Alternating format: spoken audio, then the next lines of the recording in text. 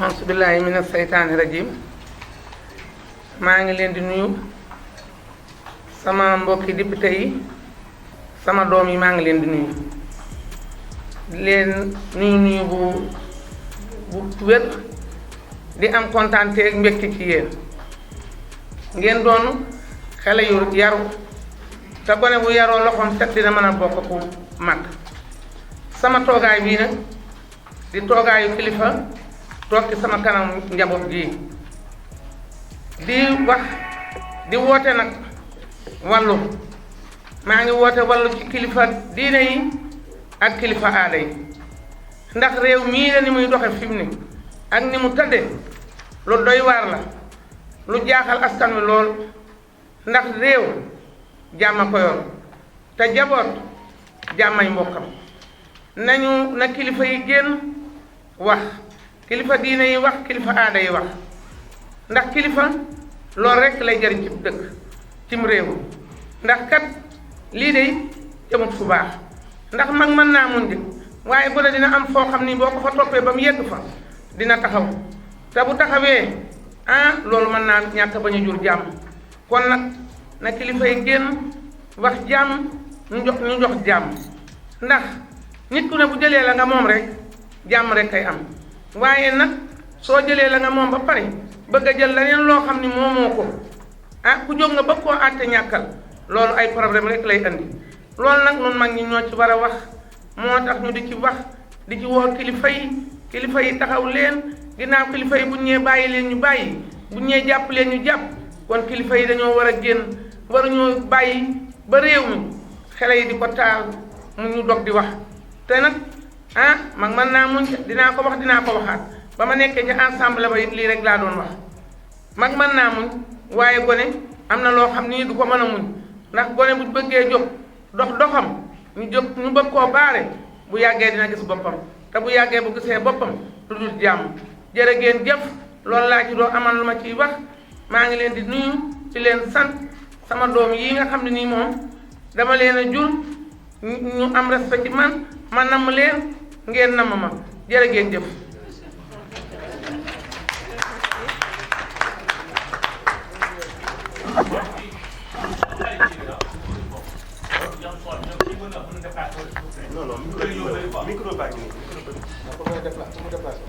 waaw mu ñëw.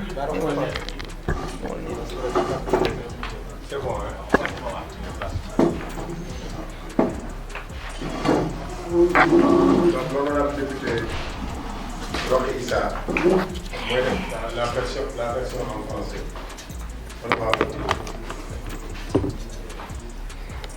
Merci beaucoup. Monsieur, Madame les journalistes, merci d'être là. Nous saluons de passage aux Sénégalais qui sont en train actuellement de nous regarder.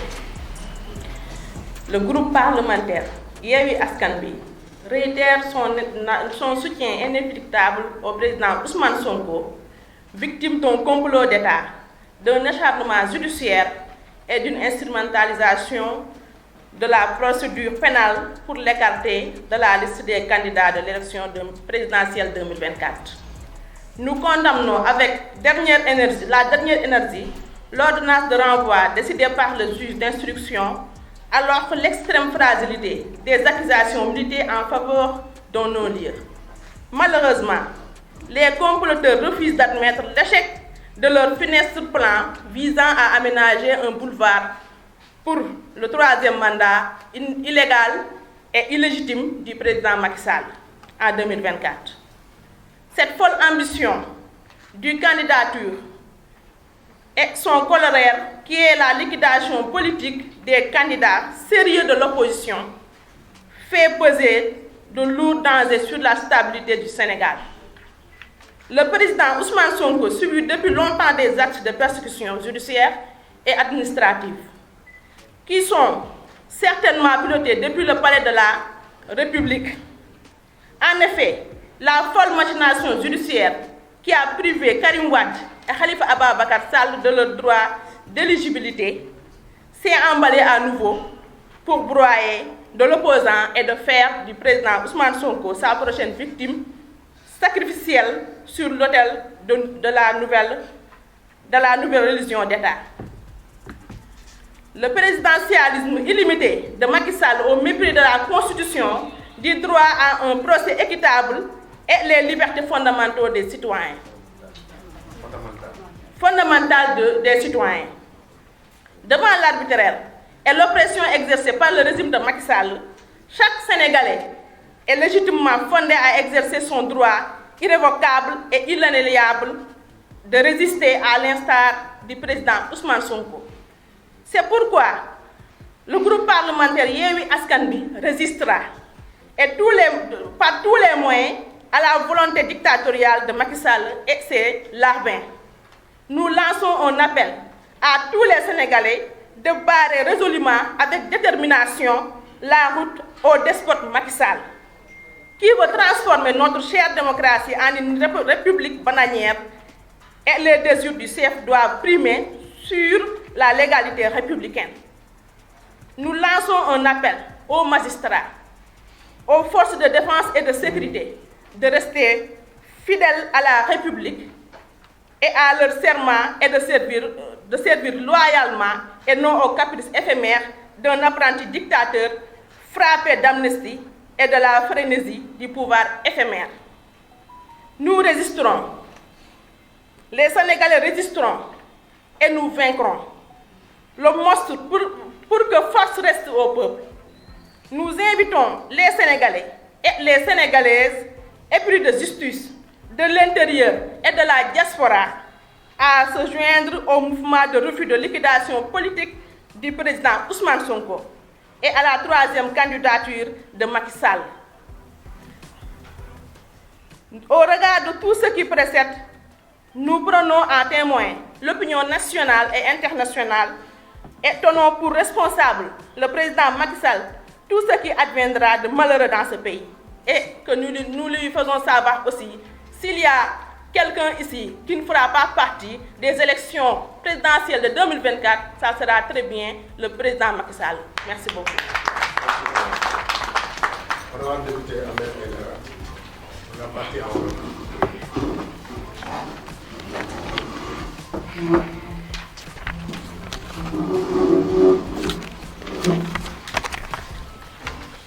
Asalaamaaleykum wa rahmatullah. Nuyu nañu taskatu xabaar yi nga xam ne ñëw nañu fekkee tey ndaje mi dox ci diggante député groupe parlementaire Yewwi Askan Wi ak presse bi. Nuyu itam sénégalais yi nga xam ne ñoo ngi ñuy déglu ak di ñu seetaan. Groupe parlementaire Yewwi Askan Wi nag tey jëlee la gën a taxaw ngir wane ne ñu ngi jàppale président Ousmane Sonko ci nii ci nee ci saayir ak ci baatin. Ousmane Sonko mi nga xam ne dafa nekk nag ak victime complot boo xam ne nguur gi ci boppam moo ko lal ñu xaxar jëmali ci kawam jaare ko ci ay tribunaux jaare ko tamit ci ay magistrats jël lu tolloog wàllum justice bi lay instrumentaliser ko maanaam te du kenn ku dul palais ba Macky Sall ak seenu gàngoor di leen sant ñuy buur di buum ak a yàq te lii lépp dara waralu ko lu dul génnee Ousmane Sonko ci liste candidat wu élection présidentielle 2024 te loolu du am tey te du am ëllëg. ba tax na député Yewwi Askan Wi de ñi ngi taxaw naqarlu jëf jii nga xam ne moom la àttekat bii di juge d'instruction bi def maanaam ay tuuma yoo xam ni yu ñàkk fayda la dara waru ci woon a jóge lu dul ab non-lieu ñu seetal Ousmane Sonko gas suul yemale fa coow la mu ne déedéet nañ leen ko dem àtte jigoo ngir xeex ko. malheureusement comploteurs yii nga xam ne maanaam ñoom ñoo def lu ni mel ndogalu borom bi day bañ nañ ko laqatu nag ci ay plan yoo xam ne ñoom daanu nañ ca fajar ngir xàllal ab yoon wu rëy ngir kii nga xam ne mooy président Macky Sall 2024 mu mën a bokk ci élection présidentielle yi maanaam troisième candidature te Macky Sall moo leen gën a xam ne loolu jaarul yoon du ci këyit du ci moral du ci yoon du ci sax nite ba loolu tax na ndof gi nga xam ne nag maanaam moom moo leen dugg ci seen troisième candidature bii nga xam ne moom moo waral tey ñu jàpp ay candidats yu séré ci wàllum opposition bi ne danañ leen fi sempi te Macky Sall moom comme que loolu mooy liggéeyam ba mu toogee ba léegi te loolu nag nekk na loo xam ne mën naa yëngal réew mi te it mën naa taal Sénégal buñ koy wax nit ñi yaakaar ne ay waxi caaxaan président Ousmane Sonko nag boo leen seetloo boobee ba léegi yàgg na mi ngi dund ab kumba am ndey ak kumba amul ndey ñu xaxar jëmale ci kawam jaare ko ci tribunal bii ci ay magistrat waaye itam jaare ko tamit lu jëm ci wàllum administration bi te lii lépp ña ko def ña nga toog ca biir palais de la république di comploter te it boo leen fàttaliku seen yii nga xam ne yëpp dof la jaare ko ci wàllum tribunal bi utiliser ay magistrat doorul tey parce que moom lañ fi defoon Karim Wade def ko Khalifa Ababacar Sall ne leen doo leen voté te kenn dootu leen voté ci mim réew te ñu nekk ay sénégalais ba loolu tax na nag machine bu bon boobu nga xam ne moo defoon jëf ju ñaaw moo continué ba léegi ngir dëbb moxoñe ay opposants jël Ousmane Sonko mi lee ba koo def nag seen victime bi di ñëw sacrifier ko lal ko nag ci ab tarixa bu bees boo xam ne moom lañ fi indi te tarixa boobee kat Macky Ilimix la tudd nekk fi ba ilaa yawmi diin ni buur te loolu mënul ne tarixa boobee day faalewul constitution faalewul lu jëm ci wàllum état de droit amul lenn loo xam ne dañ koo tekki siraatal mustaqim te it atte bi it fas yéene wuñ koo teg nag maanaam ci yoon ñu tëddee njaaxaanaay déedéet waaye lu jëm ci wàllu liberté fondamentale citoyen yi ngay dem ak dikk ak yooyu faale wuñ ko tarixa wu bees woowu nag la fi Macky Sall indi ba tax na ci yëfu jaay doole ci yëfu maa tey boo xam ne moom la nguuru Macky Sall gi la nekkee sénégalais bu ne légitimement ci yoon bu ñu ko tegee ci yoon war ngaa jug nag taxaw résister comme président Ousmane Sonko kon ni mu ko waxee lii tax na ba groupe parlementaire Yewwi Askan Wi danañu résister danañu xeex ak jumtukaay bu ñu mënti jëfandikoo ngir jàkkaarloo jaay doole di wàllum dictature bii nga xam ne moom la Macky Sall ak ay suqam nekkee ci mim réew ba tax na ñi ngi woon ak sénégalais yépp ñu jug taxaw résister xeex baare Macky Sall mile nga xam ne jël na suñu république bi tëral ko def ko nag ab république bananière ba lii tamit tax na te dara waralu ko lu dul ay bëgg-bëggam rek ay plaisir rek yàqate réew mi yàq suñu démocratie bi moom moo waral nag mu bëgg a def kon lu ni mel ñuy woo nag magistrat yi ñi ngi woo tamit takk der yi nekk ci biir réew mi yor wàllu kaaraangeewu réew mi ñu daal di nekk nag ay républicain comme ni ñu ko xamee woon kon ci sénégalais yi boobee ba léegi ni léegi nekk fi nga xam ne foofee la askan wi nekk di le peuple ndax peuple bi nag ñoo leen fi teg te ñoom it peuple bi kon lañ fi nekkal bara bañ a topp rek ab nguur goo xamante ni nii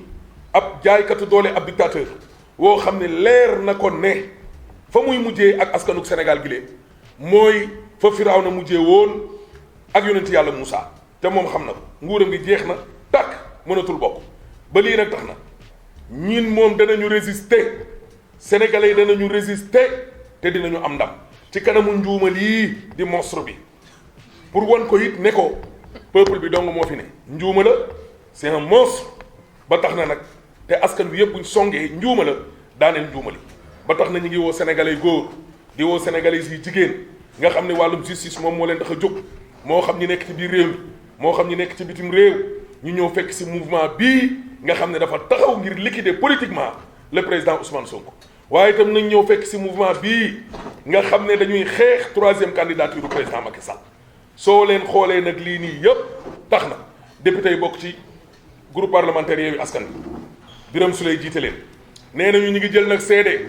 ci kanamu askan wi ak ci kanamu yàlla moo xam ñi nekk ci biir réew mi ak ci bitim réew la ñuy jël seede ne lépp loo xam ni xew na fii ci réew mii ci lu bon ak réew mu tàkk mbir moomu ka ko def tuddul nenn te santul nenn lu dul Macky ak Sall bi Macky Sall moom moo ko def kon nag bu réew mi tàkkee jàppalee ne Macky Sall moo ko taal allahumma salli ala sayyidina Muhammad wa sallam. Le président Birame Souleye Diop donc va prendre la parole.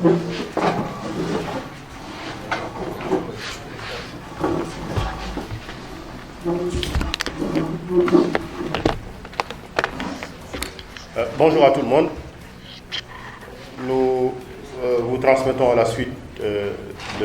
du modérateur et de nos collègues députés qui sont intervenus nos salutations respectueuses. Nous avons l'habitude en toutes circonstances de dire que l'heure est grave. Je pense que quand on le dira, on pensera que nous sommes à l'université parce que c'est auprès des étudiants qu'on a l'habitude d'entendre que l'heure est grave. Mais nous le savons tous. Nous le savons tous, il n'y a pas d'équilibre local ou de stabilité locale. Il y a juste une stabilité nationale ou une stabilité générale. Il n'y a pas d'équilibre local, il n'y a pas de stabilité provisoire ou de stabilité pour quelques personnes. Je le dis parce que c'est à la suite donc des appels qui viennent d'être faits en français et en wolof. Je le dis bien. tous ceux-là qui, en 2022 et lors des 2 dernières élections, ont voté pour la coalition Yewwi Askan Wi doivent se tenir debout pour que le sens du vote qu'ils ont donné lors des élections locales et qui a été confirmé majoritairement et parfois multiplié par 4 ou par 5 lors des élections législatives, cette volonté-là ne doit ni être kidnappée, ni être escamotée, ni être tuée. Nous devons nous lever comme un seul homme pour dire basta. Tous ceux-là qui ont voté sur l'étendue du territoire national, tous les jeunes qui ont voulu voter, mais qui ont vu la rétention de leur carte, donc qui ont vu le viol de leur volonté de vote, doivent se tenir debout et dire que notre volonté, notre marche ne sera pas interrompue sur le chemin de la victoire. Et ça, nous le confirmons. Ousmane Sonko ne sera jamais plus loyal envers ce pays-là que nous. Nous allons à sa suite le soutenir tous les leaders de la coalition et dire simplement que ce chemin qui a été choisi par la justice, nous ne nous y rendrons pas. Et les menaces n'opèrent pas. Parce que nit ki bu ko dara deseetul bàmmeel dong moo ko dese jënd bàmmeel moo des ñëpp jënd nañ seen bàmmeel ba noppi pour mu leer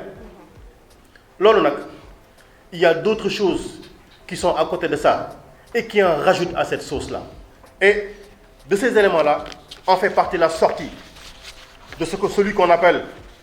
pompeusement l'ex-procureur, mais qui pour moi est une déception pour l'administration. Monsieur Bassirou Gueye. Monsieur Bassirou Gueye est intervenu hier pour faire quoi? Monsieur Bassirou Gueye est un acteur du procès. Il a été procureur. Il a instruit à charge. Il a tout fait pour que ces charges-là soient créées, manipulées. S'il fallait parler d'un lieu de crime, c'est un lieu de crime qui a été souillé par les interventions ininterrompues de Serigne Bassirou Gueye. Et c'est lui qui,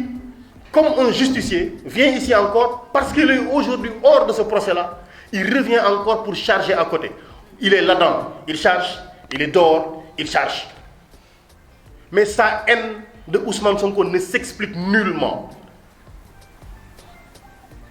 Et la haine n'est jamais un bon conseil. Voilà pourquoi tout ce qu'il a fait hier a été contre lui. Et je parie que Macky Sall est en train de l'insulter, puisqu'il passe aussi son temps à insulter d'ailleurs. Il est en train de l'insulter parce qu'il a passé son temps aussi à dévoiler l'exactitude, l'effectivité du complot. Mais c'est des cancres. Ils peuvent utiliser tous les moyens, mais comme c'est des cancres, leur crime ne sera jamais parfait. Et il a passé son temps à démontrer que leur crime n'est pas parfait. Il reconnaît qu'il y a 2 rapports. 2 rapports. Il reconnaît donc qu'il y a 2 rapports. Un premier rapport qui a été déposé, un deuxième rapport qu'il a souillé et sur lequel il aurait demandé à ce que des images qui peuvent assurer la preuve des infractions retenues contre Khady Ndiaye soient confirmées. Et voilà pourquoi ils sont allés chercher des images obscènes. Ils l'ont mis dans ce dossier-ci. Ils n'ont rien à craindre. Ils n'ont rien à craindre parce que la vérité se fera jour. La manipulation, elle est terminée. Le mensonge est terminé. En tout cas, s'il faut parler d'un procès, le procès, le peuple l'a déjà fait. Et si la justice est rendue au nom du peuple, on ne peut pas dire ce que le peuple n'a pas décidé. La volonté du peuple, elle est claire. Les informations sont précises et claires. On n'attendait qu'un non-lieu. Ils ont décidé d'aller en procès. Ousmane Sonko, Inch'Allah Rabbi. Et aujourd'hui, il se retourne pour accuser le commandant Benk. Il a bon dos, le commandant Benk. Et il ne peut pas parler. Lui, il parle parce que c'est sa famille qui lui a dit. Lui, il parle parce que sa famille lui a dit, on dit des choses sur toi. Il a passé, lui, son temps, pendant tout le temps qu'il a été là, à faire des choses contre Ousmane Sonko. Alors, Ousmane Sonko ne parlera pas. Moi, je dis que Ousmane Sonko, moi, yes. Mon tête, mouille, stoïque, courageux, déterminé. Moi, je dis que je c'est pas sérieux. C'est pas sérieux. Ouais, basta. Et lolo, ça rentre en droite ligne à ce qui est en train de se passer avec le rapport force Covid. Parce que nous, le groupe parlementaire, Yewwi Askan Wi, nous avons saisi le procureur général de la Cour des comptes. Parce qu'après le document qui avait été déposé par des députés, notamment pour la mise en accusation, ensuite, un autre document qui a été déposé pour l'installation de la Haute Cour de justice, le président de l'Assemblée nationale a décidé de faire le mort. Et je précise à l'attention de ceux qui sont en train de nous écouter, que les 2 dernières réunions du bureau de l'Assemblée nationale convoquées ont été convoquées. La première, c'était pour la liquidation de Massata Samb et de Mamadou Niang. Entre cette date et la date d'avant-hier où nous ont convoqué pour information, une convocation que nous avons reçue à 17h la veille de la réunion,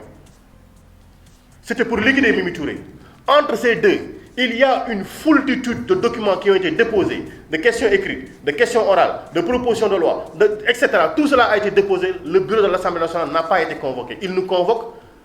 c'est pour nous informer qu'il a déposé un procès-verbal contre Massata Samb et Mamadou Niang. Il nous convoque,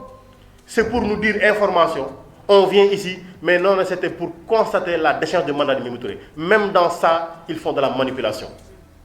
Sans honte, sans vergogne. Et ils le font au cœur même de l'Assemblée nationale. Et ils nous disent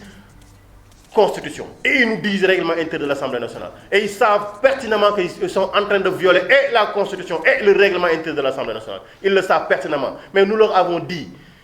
vous êtes majoritaire. Faites ce que vous voulez. Faites ce que vous voulez, vous êtes majoritaire. Tant que vous le pouvez. Demain, prenez le mandat de Birame Souleye. Demain, prenez le mandat de Ayib Daffé. Demain, prenez le mandat de quelqu'un d'autre. Allez-y. Mais il y a un moment où il faudra s'arrêter et ils s'arrêteront. Il y a un moment où il faudra s'arrêter et ils s'arrêteront. On a vu des dames argumenter contre Mimi Touré. Moi, je n'ai aucune considération pour Mimi Touré. Je le dis tout de suite. Je n'ai aucune considération pour elle. Elle a passé son temps à insulter Ousmane Sonko. Elle a passé son temps à l'accuser de violeur. Mais, devant les forfaitures, nous, on se tient toujours debout. Et voilà pourquoi, nous, le groupe parlementaire, on est à côté d'elle. Demain, quand on l'aura restaurée dans ses droits, je ne lui dirai pas bonjour parce que ce n'est pas mon ami.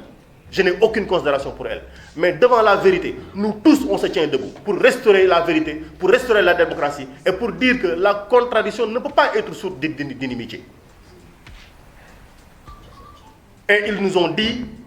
comme exemple, le cas de Cissé Lo, le cas de Mbaye Ndiaye. Mais Macky Sall, quand il est arrivé au pouvoir, il a considéré que cette radiation-là, cette déchéance du mandat de Moustapha Cissé Lo et de Mbaye Ndiaye n'était pas conforme. Ils ont reçu 165 millions de francs.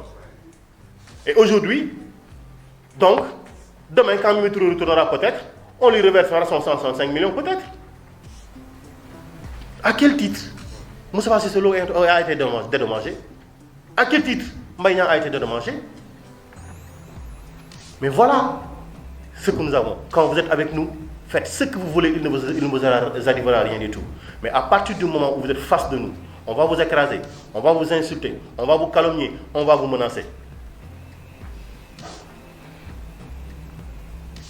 Gatsa Gatsa.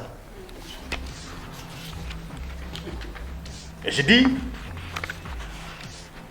donc, nous on a saisi sur l'affaire des fonds force Covid, le procureur général de la Cour des comptes. Nous lui avons écrit une correspondance pour dire que puisque l'Assemblée nationale ne veut pas faire son travail, vous, on demande à ce que vous entrepreniez les poursuites devant la Chambre de discipline financière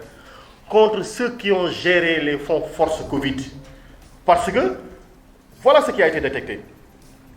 Des fautes de gestion, des détournements de fonds, des dépenses non justifiées, des dépenses qui sont sans lien avec la Covid, des dépenses fictives, des fausses factures, des surfacturations, des montants sans correspondance, etc., etc. Voilà tout ce qui a été trouvé dans le fond, que des gens ont passé le temps à s'enrichir pendant que les Sénégalais dormaient chez eux, pendant que les Sénégalais se cachaient chez eux, pendant que d'autres mouraient tranquillement.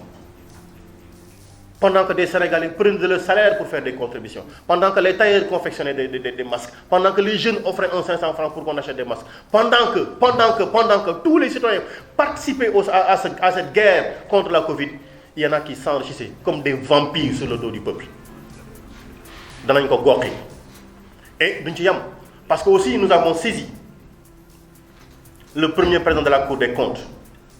parce que la Haute Cour de justice doit juger les ministres. On a écrit pour demander à l'Assemblée nationale, parce que l'article 2 sur la Cour dit ceci, après chaque renouvellement, et dans le mois qui suit sa première réunion, l'Assemblée nationale élit 8 juges, parmi les députés, qui seront des juges au niveau de la Haute Cour de justice. Depuis le mois de septembre, la Haute Cour de justice n'est pas installée. On a écrit pour demander à ce que ça soit installé. Il ne nous répond pas. Il n'a pas le temps de convoquer le bureau de l'Assemblée nationale pour installer la Haute Cour de justice, qui doit travailler sur la gestion et contrôler l'utilisation des deniers publics. Il préfère être là à casser de l'opposant. Il préfère être là à travailler pour faire la déchéance, pour aboutir à la déchéance de mandat de quel député. Voici ce que nous avons. Mais nous disons, tout ceci, tous ces éléments sont des raisons suffisantes et suffisamment complètes pour nous amener nous tous à rester debout. Et nous appelons tous les Sénégalais, comme cela a été fait, à se tenir debout. Et nous disons au service d'ordre, que ce peuple-là, ce pourquoi il se bat, c'est dans l'intérêt de tout le monde. Vous le voyez, nous avons voté le budget de l'armée. Nous n'avons pas voté celui de la gendarmerie. Parce que celui qui est à la tête de la gendarmerie est un acteur de tout ce qui se passe contre le peuple. Mais nous disons, le peuple reste le peuple souverain. C'est lui le patron de l'armée. C'est lui le patron de la gendarmerie. C'est lui le patron de la police. Et c'est lui le patron des pouvoirs qui n'arrive plus à se séparer. Parce que là, la Cour des comptes a fait un travail rigoureux. Des ministres ont déclaré que ce sont des militants de PASTEF. L'OFNAC est en train de faire son travail. Ils ont dit que les couleurs de l'OFNAC, ce sont les couleurs de PASTEF. Donc des couleurs de la coalition Yewwi Askan Wi. Mais dans ce pays, quand on est juste, on appartient à Yewwi Askan Wi. Mais le seul procès qu'on nous fait, c'est vouloir nous tuer. Dans ce pays, quand on dit la vérité, on est de Yewwi Askan Wi, on est PASTEF. Et la seule chose que l'on nous promet, c'est la mort. Dans ce pays, quand vous dites la vérité, quand vous êtes juste, quand vous êtes brillant, quand vous êtes bon, la seule chose que l'on vous promet, c'est de dire on marchera sur vos cadavres. Mais nous serons des cadavres qui vont riposter. Vous allez commencer à voir des cadavres qui lèveront le bras pour riposter. Ay balu ñu fa yegg, balu ñu teud, dinañ teud ñu bare. Assalamu alaykum wa rahmatullah. Alors, li ñu bëgg wax fii di leen nuyu bu baax a baax yéen ñi fi teew di yëkkati ay kàddu di ko jëmale ci yéen ñi nga xam ne bii yéenay taskatu xabaar yi ngir ngeen jottali ñu ko Sénégalais yi képp ku ci nekk ci këram ñi ngi ñaan kàddu yi ñuy yëkkati fekk ko ci jàmm ak salaam. li ñu bëgg a wax fii du lenn lu dul wax ni gannaaw kàddu yi fi jógoon sababu bés bi mooy sababu wax ni groupe parlementaire Yewwi Askan Wi mi ngi taxaw ni benn jëmm ci wetu président Ousmane Sonko ak ci leader coalition Yewwi Askan Wi liw fii ay nag di njàmbat moo tax ñu wax ni yéen ñi nga xamante ni bii atum 2022 bi ñu génn ñaari élection yi ñu romb yéen a voté woon pour Yewwi Askan Wi wala yéen ñi nga xam ni yéene woon voté pour Yewwi Askan Wi te ay njuuj njaaju Macky Sall ak ñi liggéey ak moom taxoon ni mujj leen a jël seen carte wala mujj leen a mën a voté ñu ngi leen ñaan yéene bi ngeen amoon ci joxe seen carte yooyu na ngeen ko jëmmal ci taxawaay yéen ñi voté woon taxaw leen yéen ñi amoon yéene voté taxaw leen ndax li mu bëgg mooy du lenn lu dul kii di dox jëm ci moom mu nasaxal ko nee du nekk candidat comme ni mu tàmmi di ko def waaye li ñuy wax mooy ñun de daanuñu taxaw Ousmane Sonko bu defee testament dañuy def suñu testament ni moom fu mu tëdd ñu bokk fa tëdd ak moom waaye danañ ko xeex ba mu mat sëkk. ñu ne dafa am ñoo xam ne ñoo war a wax jëm ci wàllu woowu ki ci njëkk a wax kan la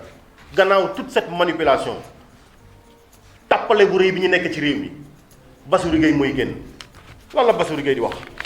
Bassirou Gueye nee na moom day dafa génn di wax parce que ay mbokkam ñoo ko wax loo ndax dañ ko wax lu ko naqari waaw ki nga xam ne bi dañ koo ŋànk seex ko tëj rek bañ koo yàbbi 2014 ba tey jii li ñuy wax ci moom kon moom nu mu war a def moom xanaa ko Ousmane Sonko moo ko gën.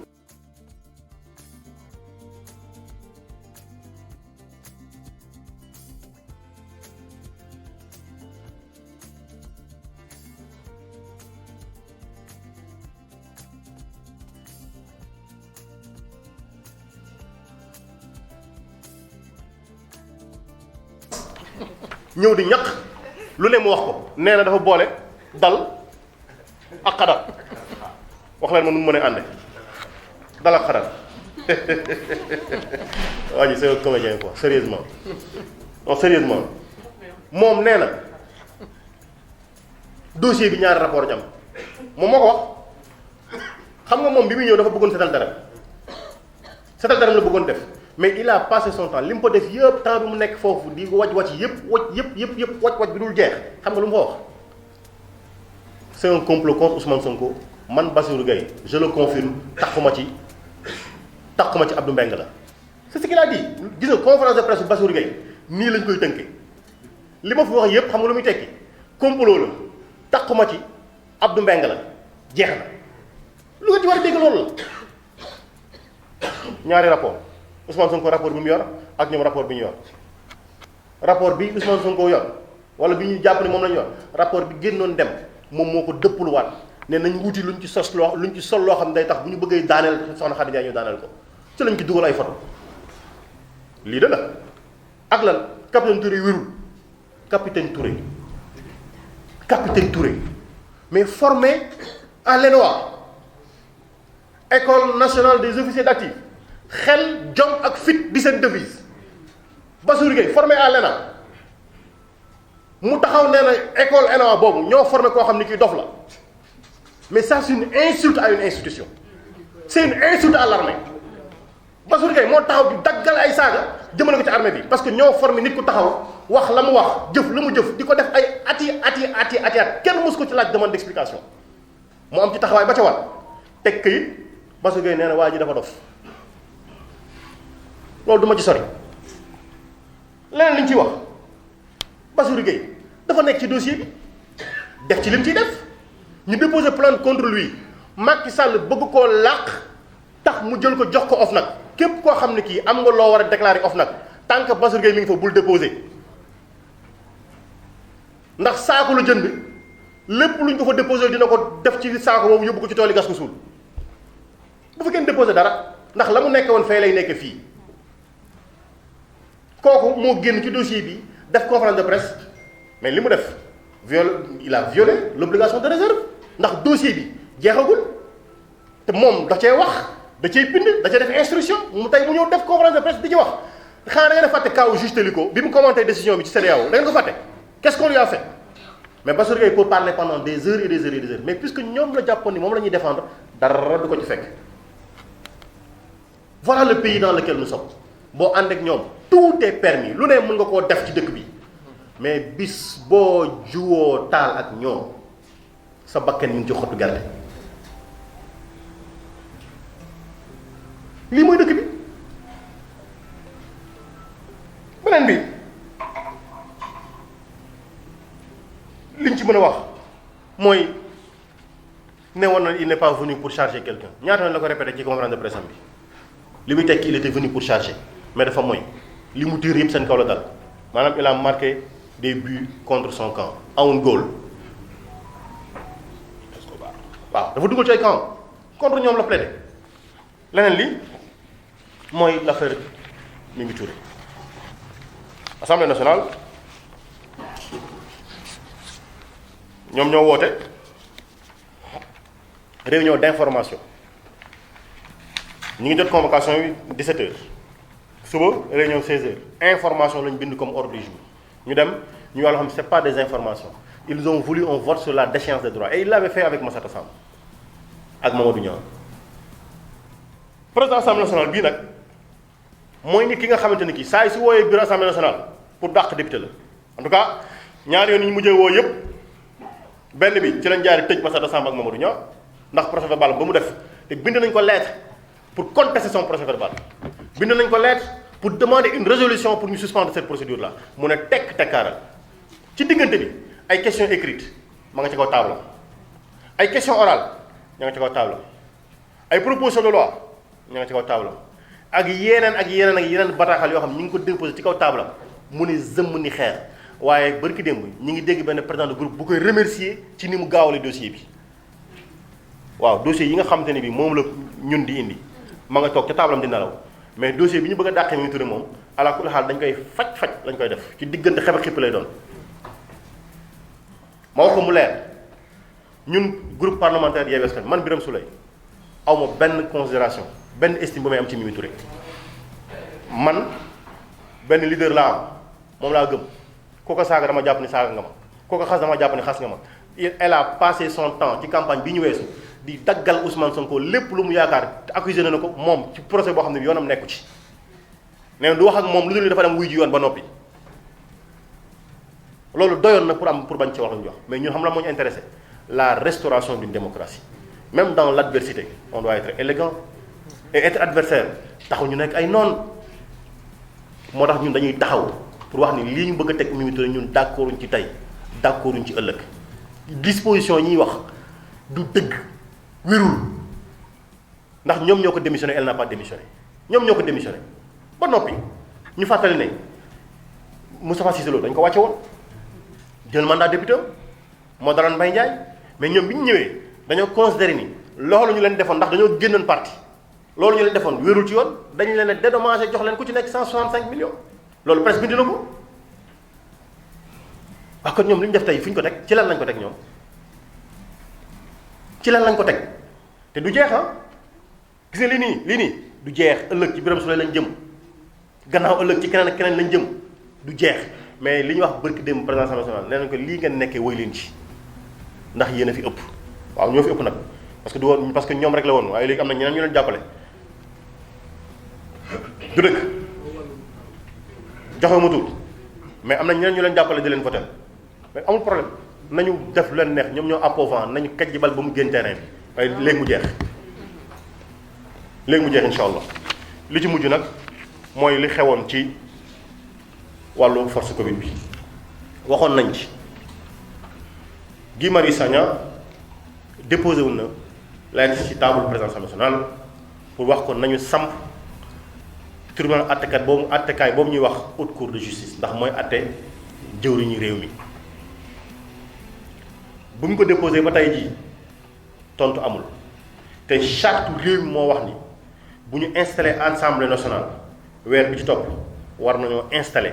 le premier président de la cour suprême le président ak 8 attekat yi nga xam ne ay député lañu mais dañuy bokk ci haute cour de justice bi depuis septembre octobre war nañ ko def novembre décembre janvier ñi ngi dugg février bind nañ ko faale wuñu sax ñaareel bi résolution de mise en accusation bépp ministre boo xamante ni bi da nga tax ci mbir mi nañ la woo ci kanam fi ñu la war a woo ci haute cour de justice boobu ñu mel ni xeer li ñuy wax yëpp naan dañuy wax naan ñu instruire ils ne vont rien instruire dara la ñu dul instruire li ci topp mooy ñun dañoo bind le procureur général de la cour des comptes parce que gannaaw ministres yi dafa am ñoo xam ne c'est des gestionnaires de deniers publics yoo xamante ni duñu ay ministres ñooñu la chambre de discipline financière moo war a wax ak ñoom ñun bind nañ ko le procureur général de la cour des comptes pour wax ko na saisir la chambre de discipline financière pour ñoo xam dañ leen ciy tudd ñu ñëw seetal seen bopp wala ñu tax ci réew yamuñu foofu de dañoo dem suñu bopp wax ak nu mu tudd la cour suprême ne leen def leen seen liggéey parce que li ñu seetlu woon mooy caxate xaalisu réew mi nit ñi toog seen kër ñii di daanu ñii di wàcc liggéey ñi tailleur yi di ñaw gratuitement di joxe ay xale yu ndaw di génne téeméer di joxe kilifa yi gën a mag ci réew mi yi gën a sell ci réew mi jël seen alal ju sell lool teg ko joxe am ñu ci jaare doon ay millionnaire am ñu ci jaare doon ay milliardaire ci lan ci ñaqu sénégalais yi lan moo gën a gaaw lan moo gën a garaaw loolu ci war lii mooy réew mi ñu am moo tax ñuy baamuwaat képp koo xam ne ki da ngaa voté woon pour ñun te am yéene pour def ko ak képp koo xam ne kii dox dëgg dong moo la intéressé ñoom ñi ngi noggatu ragal jàpp ne ñun nii am na ragal bu nekk ci ñun dañ leen a bëgg a xamal ni leen amul ci ñun ñii amul ci suñu dënn yi lu dañ ne tar fatal ay ni lu ci nekk ci ragal ndax bis bu jotee nañ jël suñu bakket Sénégal jaral nañu ko dox dëgg ci réew mi jaral nañu ko def dëgg ci réew mi jaral nañu ko lii moo nekkoon kàddu yi nga xam ne bëgg nañ koo yëkkati wecce koog yéen ñu ngi leen di gërëm di leen sant leen yàlla defal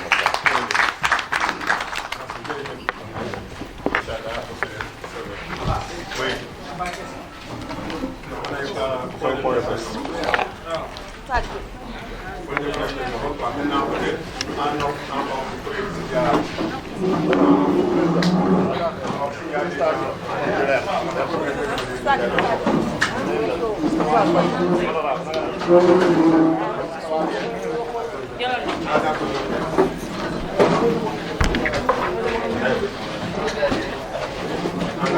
Jërëjëf.